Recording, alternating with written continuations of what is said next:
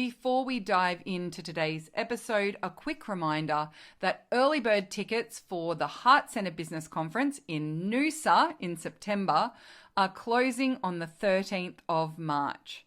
Don't miss out on securing your ticket to this amazing, spectacular, uplifting, connecting, inspiring, and practical business conference with like-hearted entrepreneurs, industry-leading speakers, including the one and only M. Rasciano, and just a beautiful opportunity to step away from your business for a few days to focus on making strategic decisions, getting inspired, getting motivated, and getting clear on exactly where you are headed from here.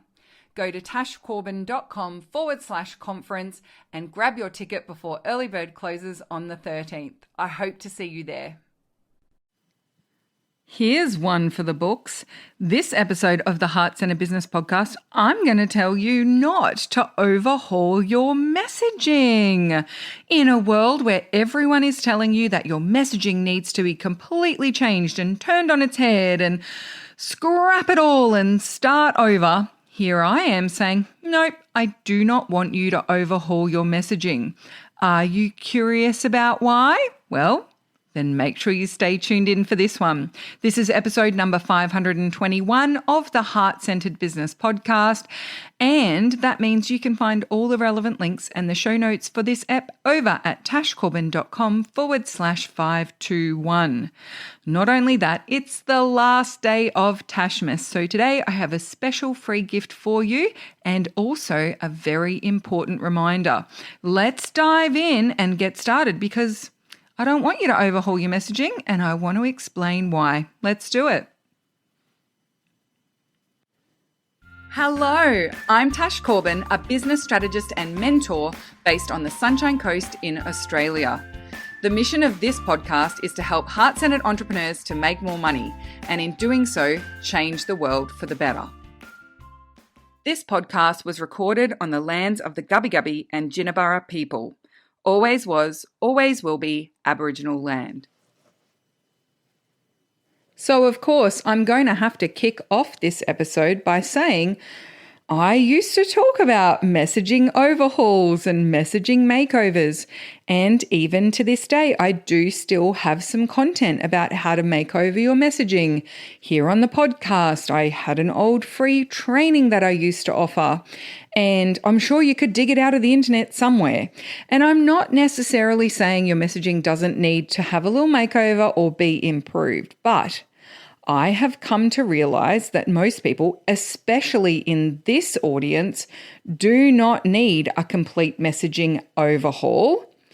Not only that, they are allowing a lot of messaging and content about overhauling your messaging, upgrading your messaging, changing your messaging, revolutionizing your messaging to have really eroded their self-esteem and their confidence in their capacity and abilities to create messaging that resonates with their audience.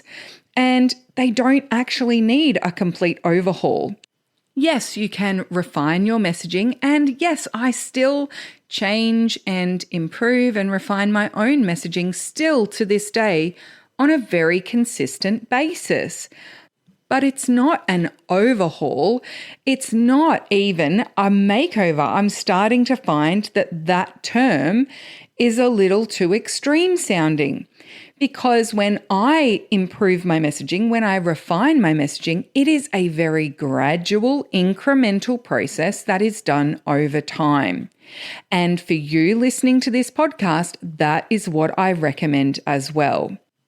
I know that we live in this fast-paced world and operate in an even faster-paced industry and online industry in particular that has a huge expectation of instant gratification, instant results, fast feedback, big engagement, right? And absolutely that is also contributing to this expectation that either your messaging works instantaneously or it's wrong and it needs to be changed.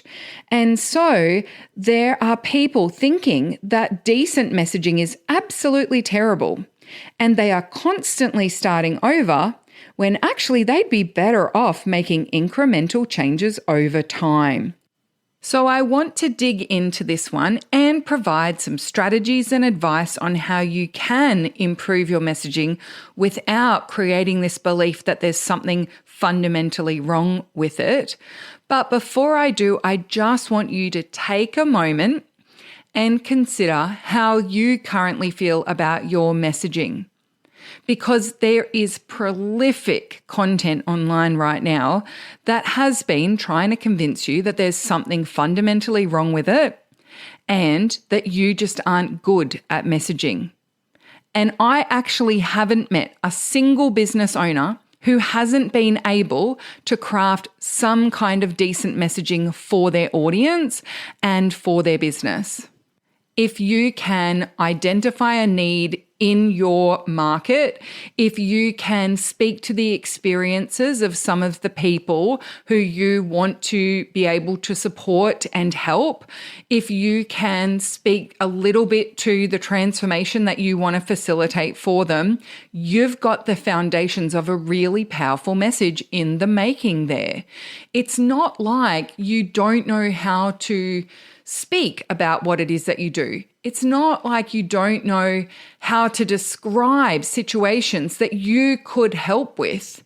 It's just that you've been turned around in circles and messaging has been made to seem like this weirdly twisted combination of science and art that has specific templates and structures, specific pieces that must be met in order for you to have any chance of making anything work online, when that couldn't be further from the truth.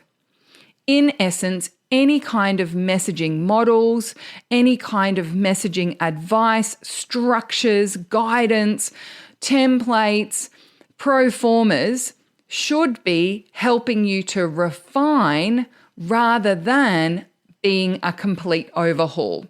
It should be helping you to give a little bit more structure and strategy to the messaging you already know, the messaging you've already landed on, and allow you to just close up maybe some of the gaps that are there and identify which parts of your core message might need a little work. That's it. It's not to point out to you that you don't know what you're doing. It's not to point out to you you're terrible at this. Because even people who talk to me and say, I'm terrible at messaging, this is my Achilles heel, I cannot do the messaging side, this is where I really fall over, I ask them 4 questions. They answer them really competently and confidently. So the problem isn't that you're bad at messaging. The problem is you've let people convince you that you're bad at messaging. The problem is that there is far too much content out there telling you that messaging has a right way and a wrong way.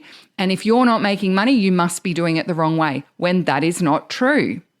Even in my very early stages of my business, where I was really trying to figure all of this stuff out, and I had very little confidence that I knew what I was doing, or that I even knew that the niche that I'd chosen was the right one, I was still trying to figure everything out, I still made sales with terrible messaging. When I look back at the types of messaging things that I shared, the types of content that I shared, the offers that I put out online, some of them were horrendous. Some of them were really poorly written in terms of value proposition or in terms of the structure of my offers. I even wrote a bunch of content that, in hindsight and looking back, it's no wonder it didn't do particularly well when I shared things on social media, because it wasn't speaking to anyone specific and it was describing problems no one had ever experienced before. But I am so grateful for my past self actually taking a leap and trying some things out. I'm grateful that I kept figuring it out, and not once did I ever allow anyone to convince me that there was something wrong with me, that there was a skill set that I was completely lacking and would never be able to develop for myself, that there was some magical formula to this that you'll never figure out for yourself. You have to pay tens of thousands of dollars for someone else to do it. And I'm so grateful that I just focused on figuring it out. I was never someone who would be like, oh, will I figure this out? Won't I figure this out? Can I get my messaging right, or will I never get my messaging right? Instead, I was just diligently focused on, how can I make this messaging better? How can I write this differently? What else could I try? How else could I do this? What other structure might I use? What am I missing here? What am I over-explaining? What am I under-explaining?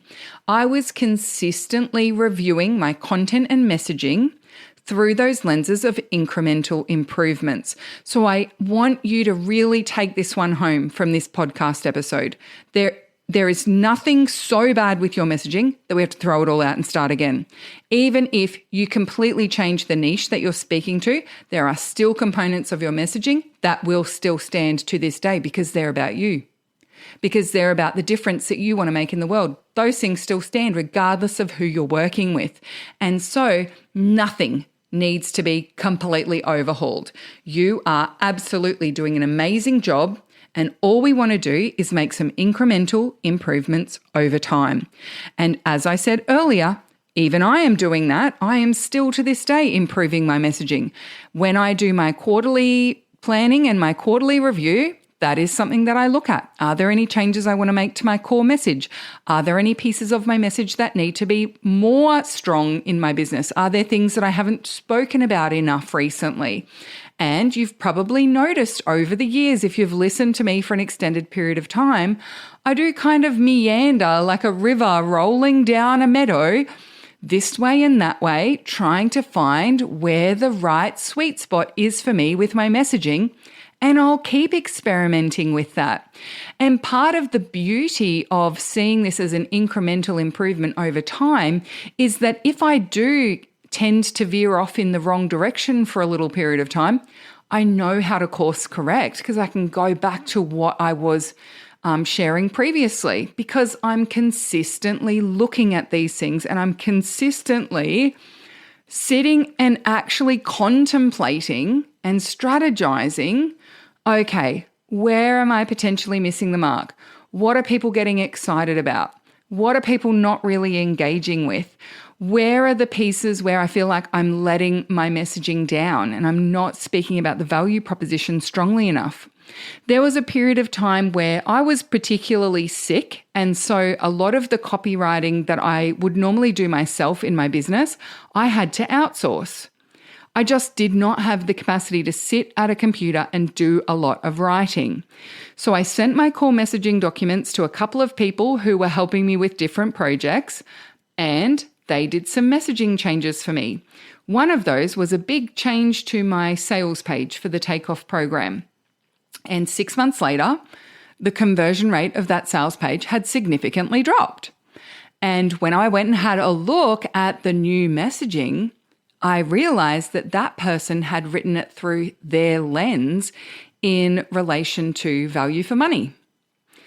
And my lens, in terms of the value of the Takeoff program, is different to theirs. And not only did I notice that the conversion rate was lower, I ended up also having a spike in refund requests for the Takeoff program as well. And what that really hit home for me was not that like I should never outsource anything and don't get anyone to help me write things, but that I was, because I was unwell, I was feeling wobbly about the way that I spoke, and I was feeling wobbly about whether I was probably missing some things, and I was going to need to significantly improve the quality of my written content because I wasn't able to show up on video as much. And because I got so wobbly, I got to the point where I thought someone else would do a better job than me. My sales page did not need to be overhauled. It did not need to be even reviewed. It had been doing a great job. I was really sick, but it was actually a mindset issue. I was feeling wobbly about whether I had the right words. I had never hired a professional copywriter to help me with sales pages before. So I was starting to feel a little bit uneasy about, well, maybe there's like this magical way of structuring sales pages that I don't know about. Maybe I should hire someone who can help me with this. Maybe I should get someone to make a new version for me. And in doing so, it actually reinforced for me that the best person to talk about working with me is me. And that the whole reason why I thought that someone else needed to overhaul it and needed to improve it for me was all about what was going on for me. It had nothing to do with the effectiveness of the messaging or the sales page. So hopefully you are starting to feel like, hey, maybe I could be in charge of my messaging. Maybe my messaging isn't so horrible as I have been making it out to be. Maybe I could stop worrying about needing to completely overhaul it, and instead I'm going to look for opportunities to make incremental improvements over time. Well, number one, I would say practice turning your core message into content consistently. And that isn't something you can do in a half day. That is something that needs to be done over time, because it's not just about writing the content or creating the content from that core message. It's also learning the difference between content and messaging and how to practice expressing that core message through your content and through those different angles. All strategies need time for you to be able to practice them. They need repetition. They need you coming at it at different times and with different energies and with different perspectives. But messaging in particular is something that takes both time and practice, because it is only with time that you even see what the response to that messaging is going to be. It's only with time and practice that you work out whether you've got your bases covered. It's only with time and practice that you discover, oh, this is still feeling quite vague. I need to refine it to be a little more specific. Or this is all quite high level, I need some more grounded examples. Or maybe this is all stories and no real clarity of substance.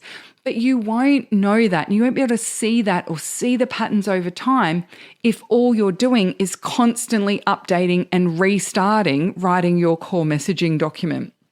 The second piece of advice that I would give harks back to something I shared in a recent episode, which is that it takes writing long-form content to be able to create effective short-form content. So if you see me talking about a VIP package offer and it feels like I just get straight to the heart of the matter and I've got so much clarity on exactly where I'm focusing, chances are that that used to be 6 times as long as it was when I finally ended up sharing it. I consistently take the time to sit down and write stuff. And sometimes if I don't have the time to write, I will sit down and talk things out. One of my favorite things to do, and this is a tip that I actually got from Aisha Kennedy, speaker at the 2026 Heart-Centered Virtual Business Conference, when I was living in Bali, which I reckon it was 2015, maybe early 2016. I worked with her as a client and she was helping me with some writing. And one of the things she asked me was, when is it that you feel like you are strongest at expressing yourself, whether it be in written form or in creative form or in speaking form? And I said, in webinars. And I was blocked about writing a big particular piece of long form content. And she said, well, why don't you make some little mini slides and then speak it out as though you were presenting it as a webinar? And it was the best advice I've ever received in my life. These days, one of my favorite things to do is I actually hand write a bunch of little mini slides on Post-it notes, and then I will turn on my voice memos app and I will record myself presenting that as though I'm presenting it in webinar form. But because I'm doing it with all my little miniature Post-it notes, I'm literally like sitting on the floor playing with colored papers, and it keeps me so energetically stimulated. It keeps me so focused, and it is some of my best ever writing is actually me speaking. And in the iPhone, in the voice memos app, voice memos now are automatically transcribed. So all I need to do is just record it, wait 2-3 minutes, and then the little speech bubble pops up and it's been created into a transcription, and I just email that to myself. Now I've got my writing, and it's so much easier for me to refine things when they're actually written down, and the structure of it is usually fairly good in terms of the big picture structure because I've pre-planned it out just in that little miniature slide format. So it's not this long rambling mess of me just stringing one random thought next to the other. Instead, it's got the basic structure. I might stumble over my words here and there. I might tell a little bit of a story and go, no, actually, I don't like that one. I'm going to tell this one instead. I might get myself kind of down a little bit of a rabbit hole or go on a little side quest. I didn't mean to go there.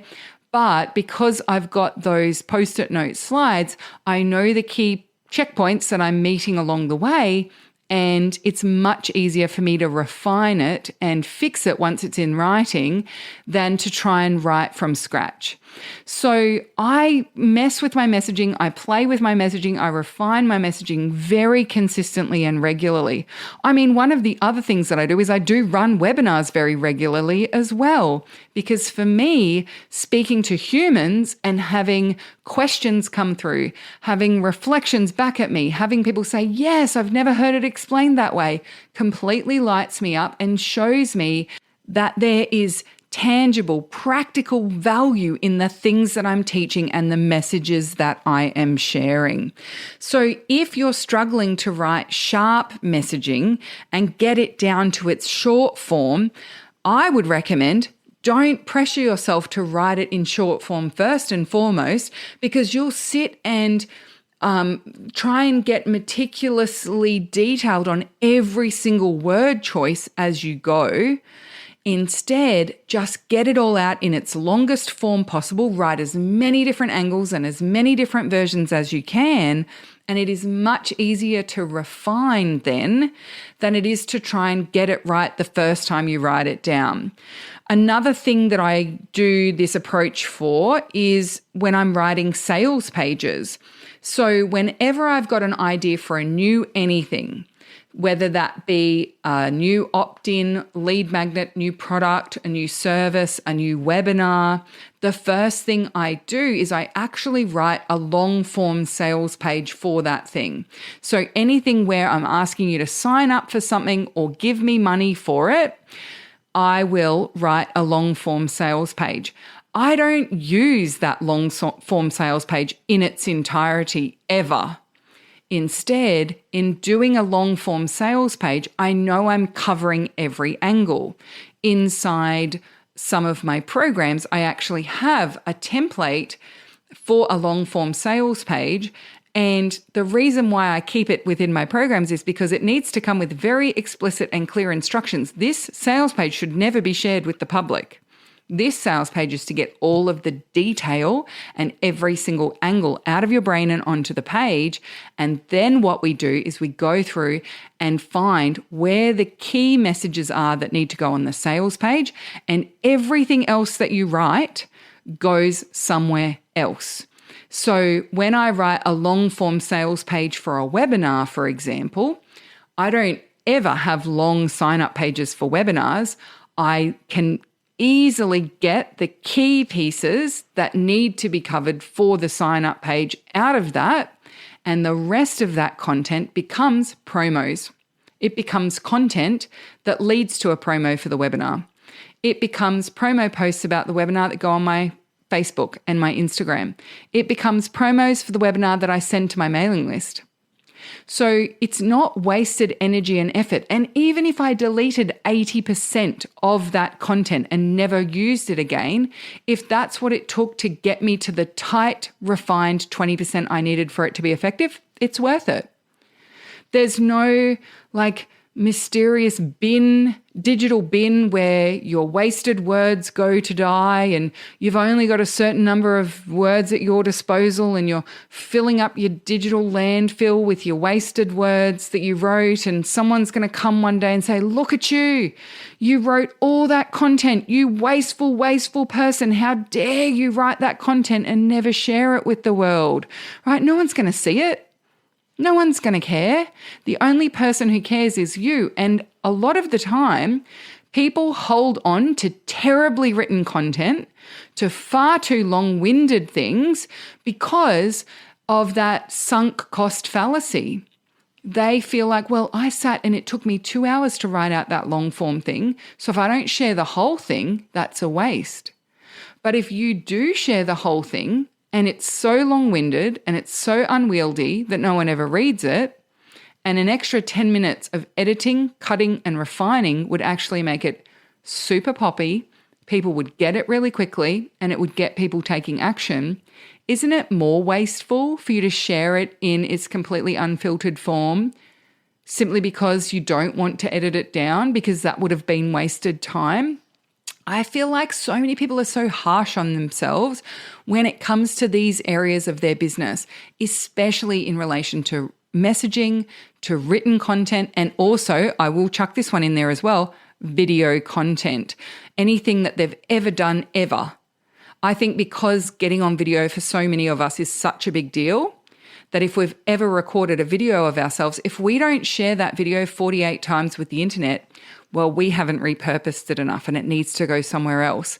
I once sat down with someone and I had to hold their hand while I said this and said, I know that you've spent a long time collecting up all of your old Facebook Lives to put into your Lives library.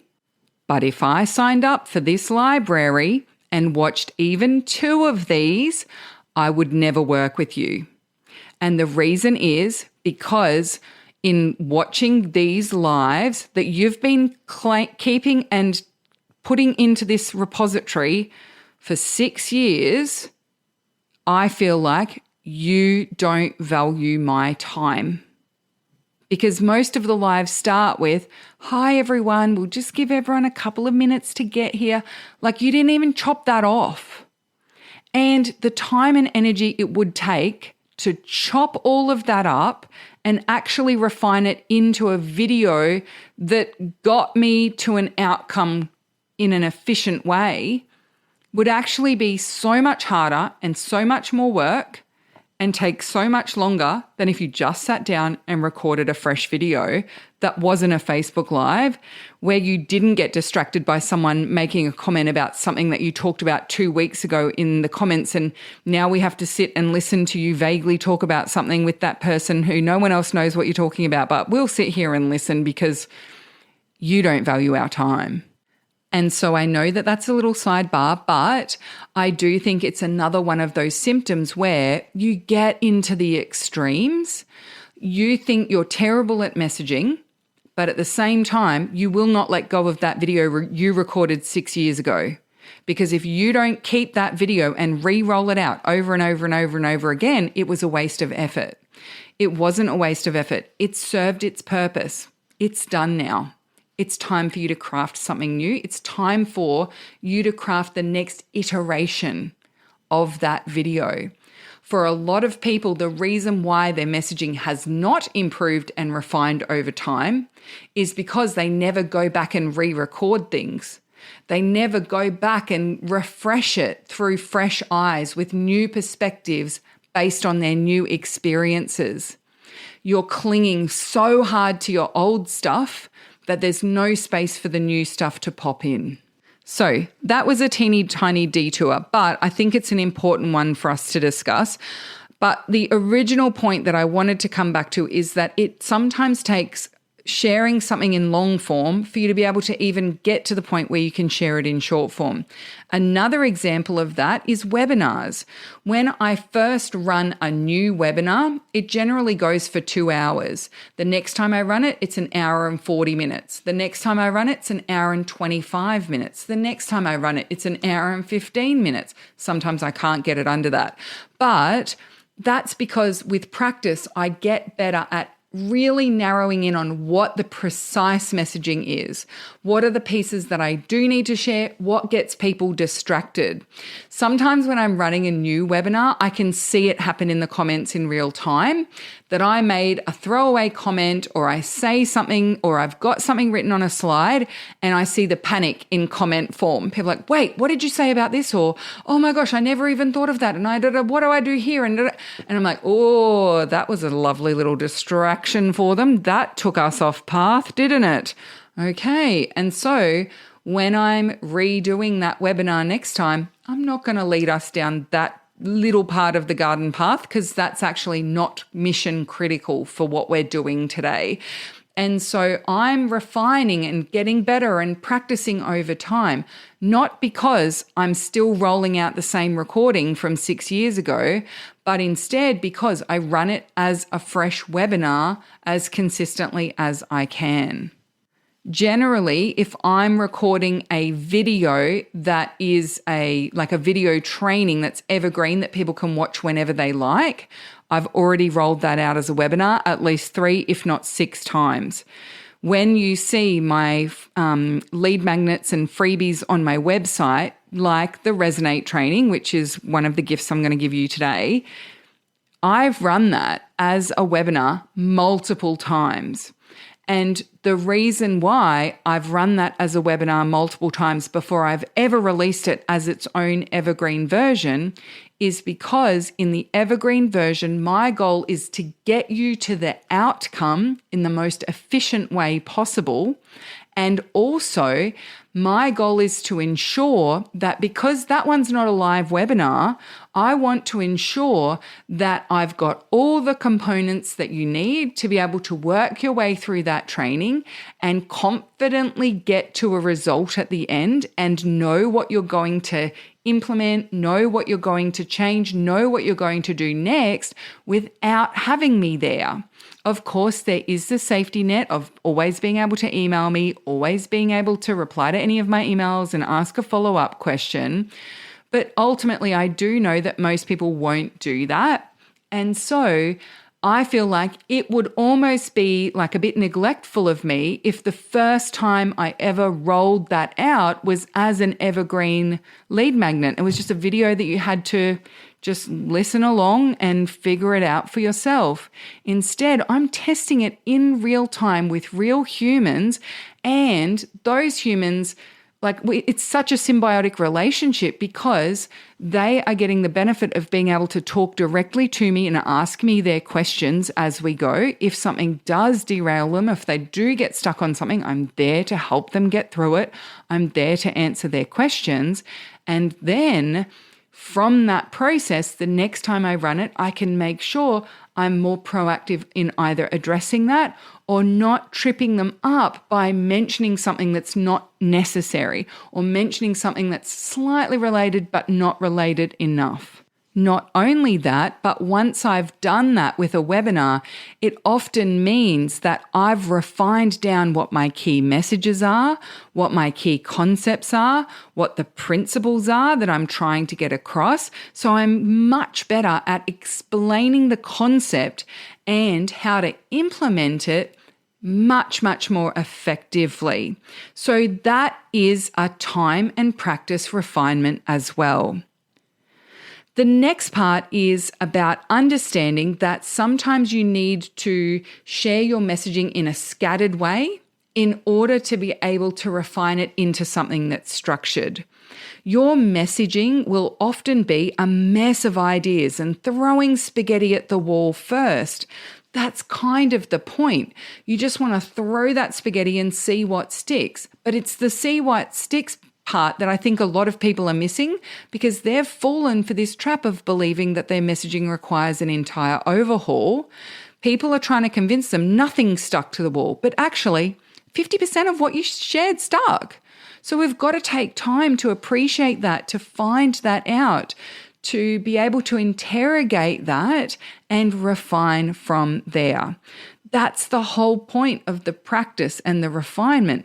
And it's that practice and refinement that makes it clearer, that makes your content and messaging more structured, and that allows you to resonate far more effectively with your ideal clients and move them through to the point where they are ready, willing, and able to buy from you far more effectively and efficiently.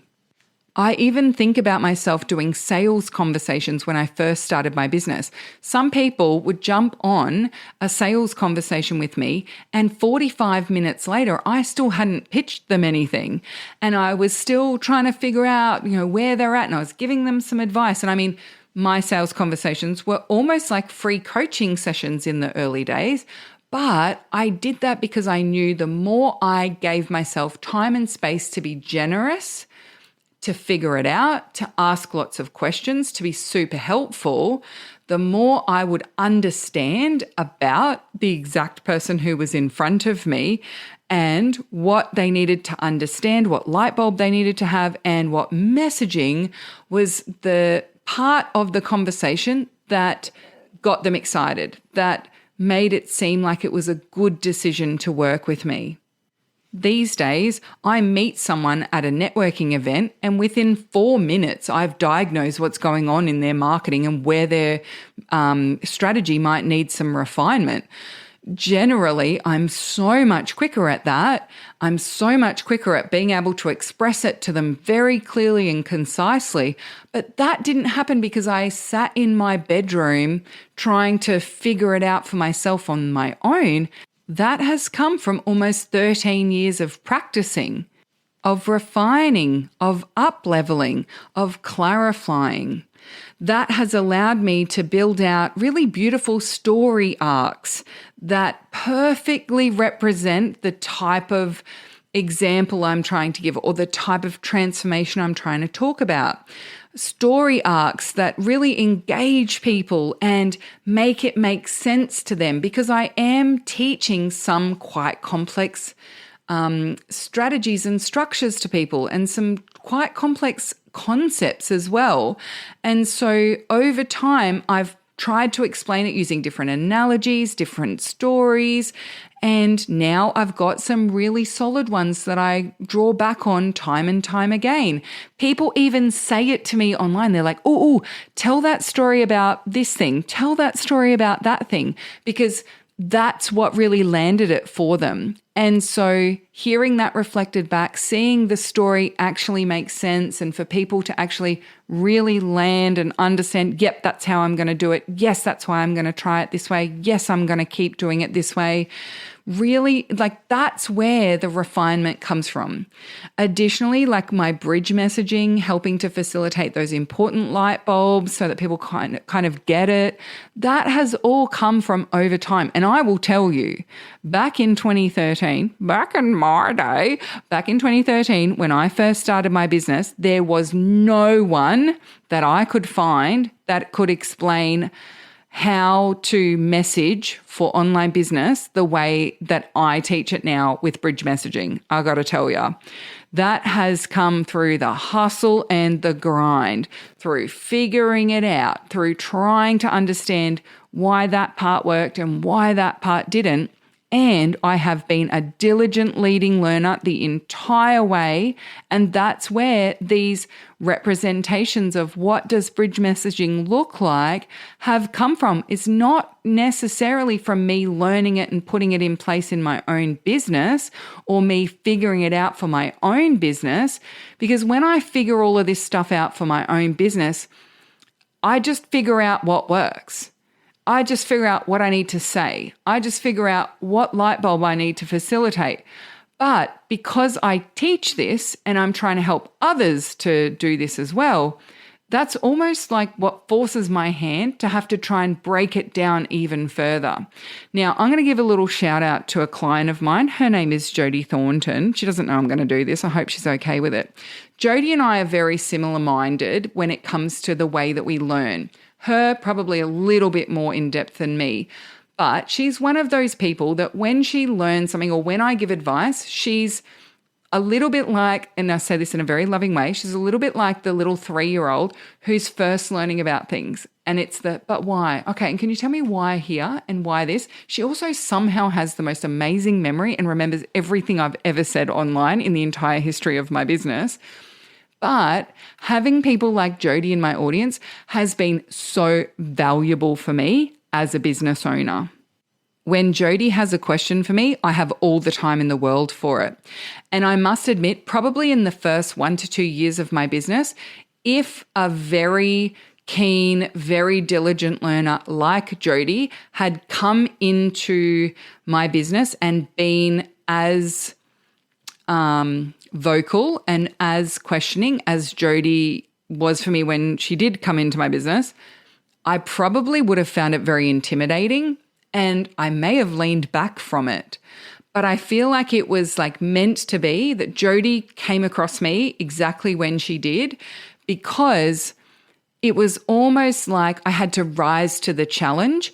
And if it wasn't for Jody asking me, yeah, but why do you do it like that? Or why do you tell me to say it this way? If she hadn't done that, I wouldn't have actually come up with things like the turn process. I wouldn't have come up with things like, and I don't know which ones were exactly in direct response to Jody, but I credit her with a lot of them. And it's because even when she's not asking me questions now, I think to myself, how would I explain this to Jody? And I love that, right? Because Jody is a very smart person. Like, her IQ is way higher than mine, right? She's a very, very smart person. Jody is also a very diligent student. Jody, as I said, she just remembers absolutely everything. And so when I'm presenting something that's new or I'm presenting a concept in a new way, I often will think, okay, what questions will Jody ask me? How would I explain this to Jody? And it might be, and I'm going to stop talking about Jody now just in case she doesn't like this, but it might be that you need to think about that as well when it comes to the way you explain the work that you do. And it's actually in that conversation, and even if that conversation's in your head, it's in answering the questions, it's in the response to the people who are asking for clarification that refinement happens. And I think the combination, this is where like my punchline observation comes from and why I am no longer going to contribute to this messaging overhaul BS that I see online, because I think that it's being combined with something else that is the reason why it's gone wrong. I'm going to paint a picture here for you. So let's say that you've come up with this really cool, snappy idea for how you're going to explain a key concept of what it is that you do and why you do it that way. And you're existing in an environment where you're consistently being told, if you're not making enough sales, your messaging sucks. If you're not getting enough engagement on socials, it's because of your messaging. If you're attracting tire kickers and time wasters, your messaging is the thing that's magnetizing them towards you. So you're already in an environment that tells you your messaging is not good enough and you're not good at it. You need someone to help you with it. So you're in that environment. You've come up with this amazing idea of a concept and you're so excited about it. You go and create a video or you show up and do a Facebook Live or you write a long form post about it in the heart-centered group on #TipToTryDay. And 2 people come into the comments and say, oh, this is really interesting. Have you considered this angle though? And the other person says, oh, I'm not so sure that that would work for me because. Now, if 2013 Tash had had the experience of doing that, writing a piece of advice in a Facebook group and getting 2 people asking questions, she wouldn't have been derailed by it because Tash didn't exist in an environment where everyone was telling her her messaging sucked. I really wasn't. In fact, like there were a lot of copywriters going, hey, you want me to have a look at your copy for you? That was kind of the strongest messaging there was around copy and messaging. And so I didn't have this kind of almost like erosion in my self-esteem and like that messaging is so critical and it's the foundations of your business and therefore you have to get it absolutely perfectly. Now, I agree that messaging is critical. I agree that it's a very important foundation in your business. It's one of the most critical foundations in your business. But where I disagree is you have to get it right now. You have to get it perfect now. I completely disagree with that. You just need to get started and you just need to pick something. You just need to create the start of the snowball and be willing to refine and update and express it in different ways as you go. So these days, because there's so much prolific messaging out there that is telling you that it's critical and it's a foundation, but also it's the reason why you're not making any money. It's the reason why you're not making enough sales. It's the reason why you had 2 people say that they can't afford it in the sales calls that you had last week, right? Everyone is blaming your messaging and everyone is saying you cannot figure this out and it's just you've got it or you don't. And because of that, when you do get that engagement, when you do get someone say, hey, have you considered that? Or they say, I don't know if that would work for me, because instead of seeing that as an amazing opportunity to find a gap and refine, to find a butt tash, right? I always ask people for their hashtag butt tashes. I literally beg people to tell me their butt tashes. And I think the reason why I am able to do that is that I didn't have the erosion of my self-esteem around messaging. And instead of leaning into that and going, oh my gosh, this is amazing, finally I've got some refinements I can make, people these days collect that as evidence that they got it wrong. Oh, well, that didn't work, back to the drawing board.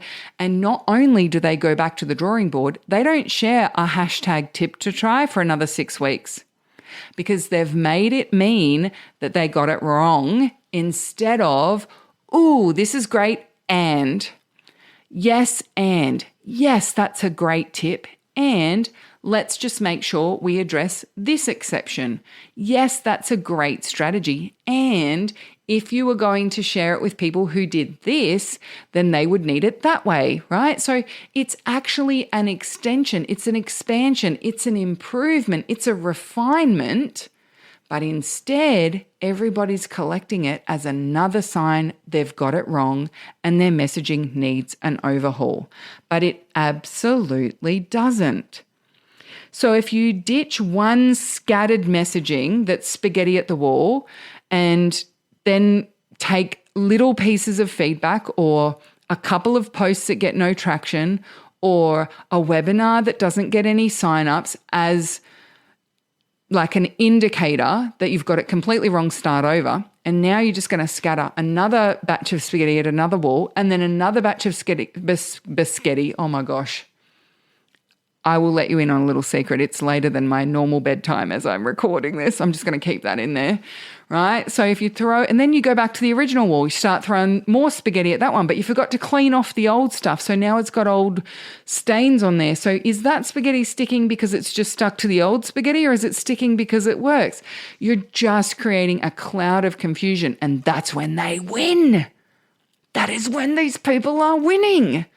And what it does is it ends up with you so lost, so scared, so worried you're going to get it wrong, putting so much pressure on yourself to create the most perfect messaging and express it in the most perfect content, you stop sharing anything altogether. And that makes me cranky. In fact, it makes me a little bit sad. And last time I did Tashmas, I cried on the last day, and I think I'm going to do it again, and I'm not going to stop recording because I really need to finish this podcast. So you're just going to have to listen to me talk to you through my tears now. Because the last thing I would ever as a business mentor want to contribute to is you collecting any evidence that you are not good enough. Because that is never true. It is never, ever true that you are not good enough.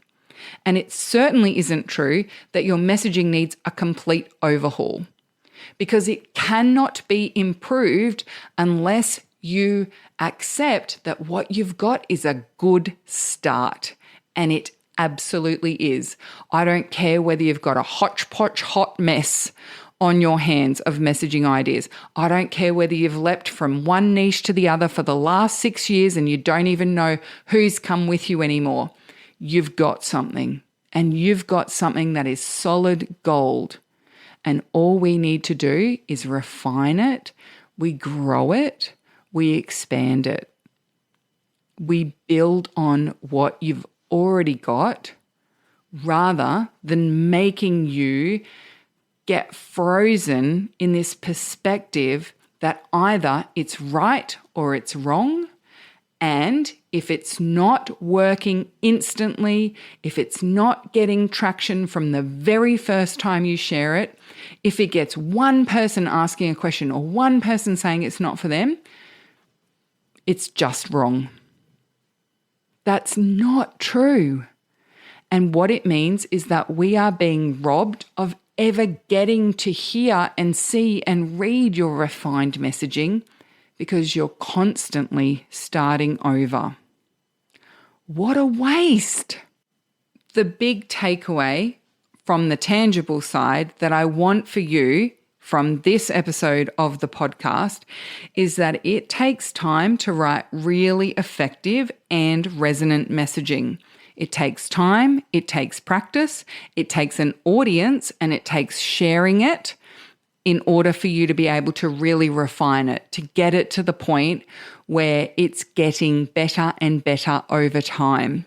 However, as I alluded to earlier in the episode, there is a difference between your messaging and your content.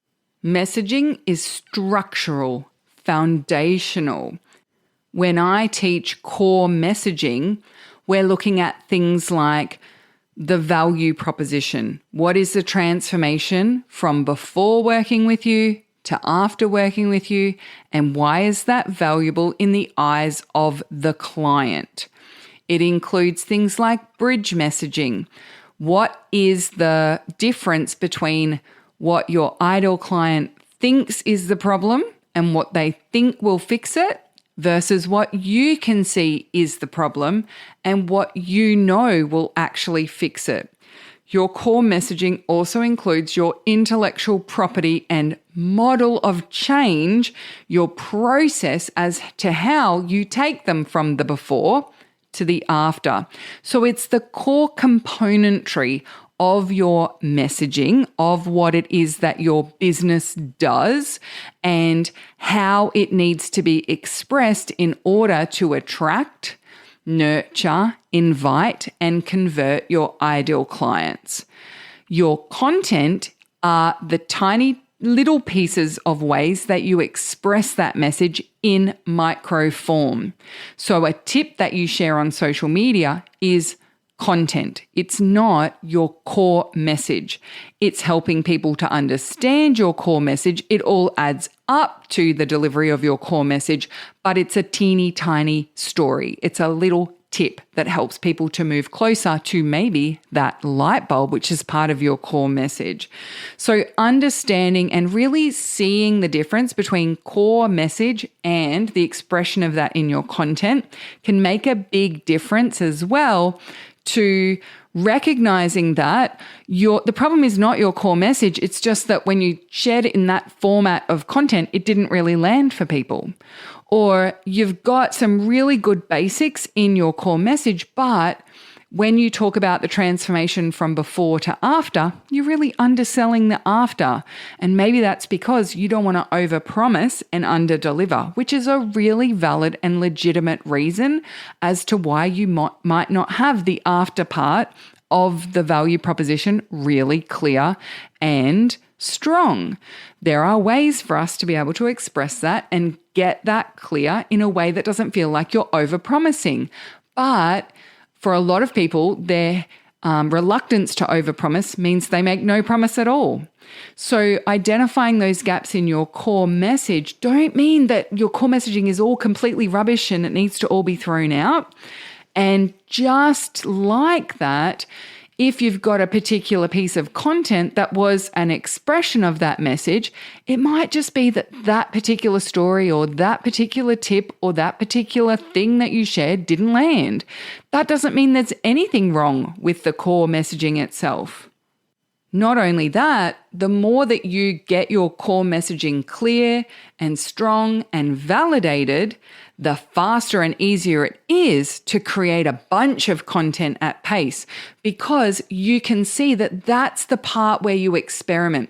If we think about your messaging as a giant tree and your core messaging is the trunk, it's the roots, right? It's the big, important base bits of that tree.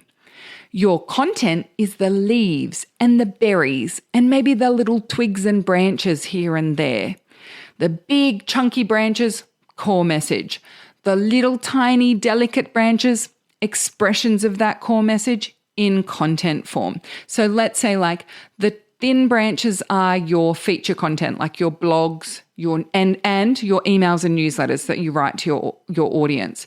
The thicker branches are maybe the webinars, and the big, meaty, chunky trunk, that's the core message, the value proposition, the bridge messaging, all of those key components. And so because of that, leaves fall off all the time. Berries get eaten. That doesn't matter. So long as that tree is still producing fruit season after season, popping out new leaves season after season, that tree continues to grow and thrive, and that trunk just gets stronger and stronger. And sure, sometimes a cheeky old possum's going to come and gnaw at your bark, and a little bit of your core messaging might get thrown out and grow a fresh bit there. I don't know how bark works. Clearly, I'm not a plant biologist, but the analogy stands, right? And so just because someone didn't like the taste of a berry does not mean there's a problem with the trunk. Just because one person was like, oh, that leaf isn't very nice, does not mean there's a problem with the trunk. So I think that's such a powerful analogy. I totally made that up in making this podcast, right? This is what I mean about like it all comes out in action. It comes out by actually expressing it, talking about it, explaining it, thinking about all the ways that people might argue with you or struggle to get this concept landed. Well, I've just come up with a new analogy of the difference between messaging and content. And I'm super excited and grateful to you, dear listener, for allowing me to chat this out with you and express this in such a way, because this is me refining my content. And this is also me making a little tiny improvement to my core message at the same time. So isn't that powerful? All right. As a big thank you for sticking with me through this, the longest podcast episode this Tashmas, I would love to give you one reminder and one gift. The reminder is my content creation virtual event is coming up on the 18th of March. It's called Social Sprint. It was what I gave as a promotion and a gift in day one of Tashmas. Now, all of the coupons are gone. Peek behind the curtain, I'm recording this on day 3 of Tashmas. So all of the coupon codes are now gone for that special Tashmas offer, but early bird pricing for the content creation day is still up, especially if you're listening to this on the 12th or the 13th or the early morning of the 14th of March.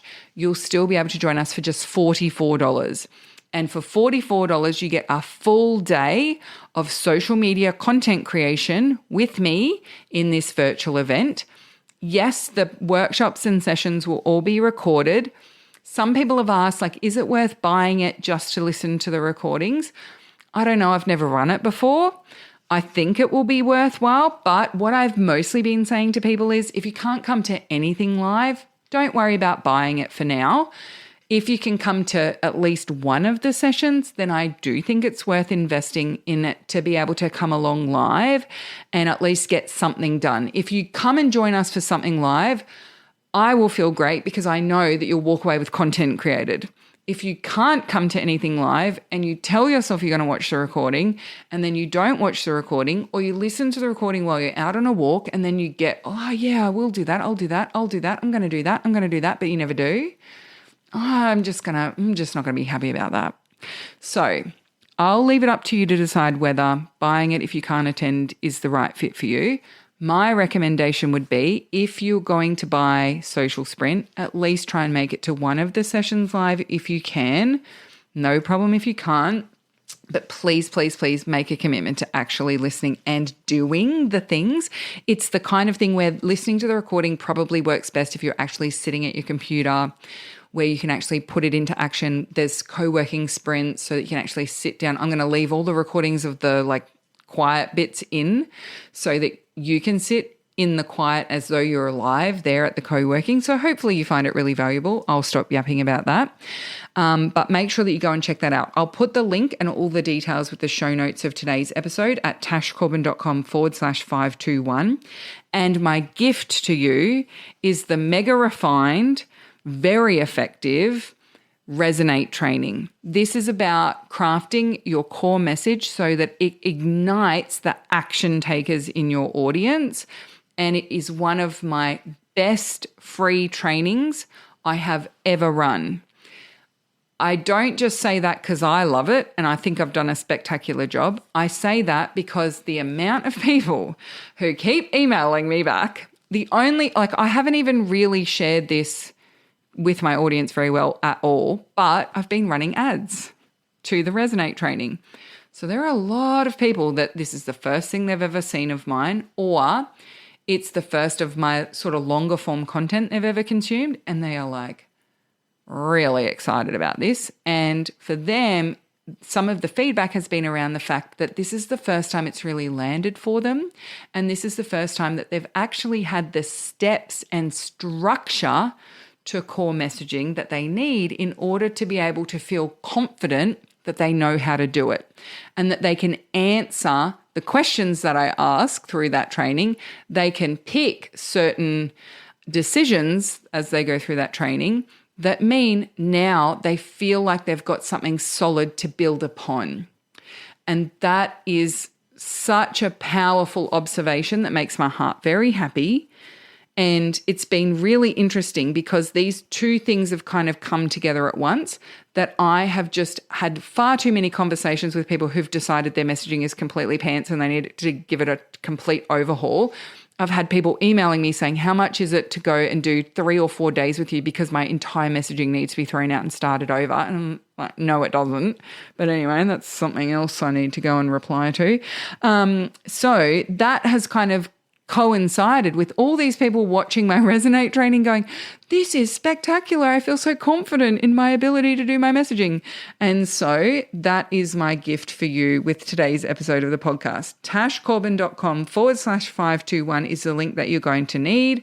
There's no rush to go and sign up for that one because I have a funny feeling it's going to be a core part of my lead generation strategy and my list growth strategy for a long time to come. Now, in closing, the problem is never you. Your messaging does not need to be overhauled. It takes time and practice, and I want you to take the time and have the practice. I want to see your content. I want to see you sharing. I want to read your thoughts. I want us to have philosophical arguments in the comments of your content, right? I want us to have back and forths about these different things because it is in the back and forth that the clarity and the refinement comes. And I am so excited for us to go through that process together. And finally, thank you so much for being part of Tashmas. I hope that you've found it super valuable. I mean, these live on the podcast generally for a very long time. So you might be listening to this like 6 years later. I don't know. Am I still around? Who knows? Hi, future you. Hi, future Tash. Hope everything's going well. Thank you so much. Can you tell I'm delusional? It is late at night. Have an amazing rest of your week. We'll go back to normal programming with the podcast from here. You don't get Tash every day in podcast land for a little while. But if you want a little bit of Tash every day, make sure you're following me on Facebook. Make sure you're on my mailing list. Make sure you go and sign up for the Resonate training. And if you want to work with me any further, maybe this Tashmas has been a bit of a revelation for you, send me an email. I desperately want to hear from you. Email support@tashcorbin.com. Let me know you've been listening to Tashmas Day 12. You made it to 1 hour and 3 minutes. That is pretty spectacular. That is an accomplishment that needs to be rewarded. I will send you a congratulations and a thank you. If you want to keep working together, you've got some things that you're struggling with, you really want to get some support, get some help, get some insight. I generally have a range of different free resources, low-cost programs, as well as my high-ticket mentoring. So there's often something that will meet your needs, that will help you to move a little bit further ahead, regardless of what your budget might be. So send me an email, support@tashcorbin.com. Let me know what's going on. Ask any questions you want to ask, and let's keep this conversation going. Thank you so much for listening to the Heart Centre Business Podcast. Until next time, I cannot wait to see you shine. Also, it's day 12. It's my birthday. It's not my birthday because I'm recording this like 9 days before my birthday, but I just realized you're listening to this on my birthday, or this is being published on my birthday. Happy birthday to me. 44 years old. Still at it. Still loving it. I hope that you are too. I really have to go to bed. Nighty night. Thank you so much. Love you. Bye.